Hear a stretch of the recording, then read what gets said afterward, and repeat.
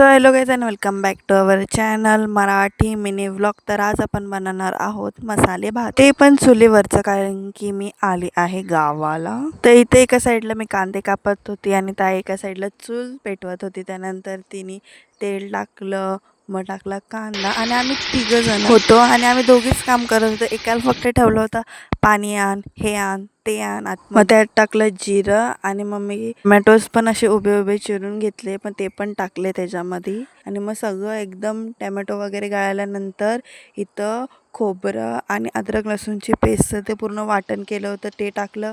मग टाकलं मीठ, हळद, मग 2 चमचे घरचा मसाला टाकला आणि 2 चमचे रेड चिली पावडर टाकली आणि मग थोडंसं बिर्याणी मसाला आणि थोडंसं गरम मसाला टाकला. जोपर्यंत तेल सोडत नाही मसाला तोपर्यंत ठेवलाय. आमचं शेफ बसलाय इथं.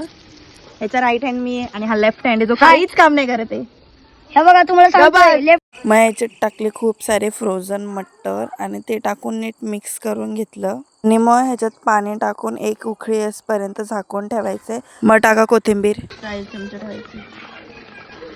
त्यानंतर इंद्रायणी तांदूळ घेतला आणि तो धुवून त्याच्यात टाकायचा आहे नीट. त्यानंतर लागेल तसं थोडं थोडं पाणी ऍड करायचं आणि हे झाकून 10-15 मिनिटं याला शिजत ठेवायचं. आणि शिजल्यानंतर खूप चांगलं लागतो. आणि आम्ही इंद्रायणी भाताचं केले, तुम्ही कोणत्या पण भाताचं करू शकता.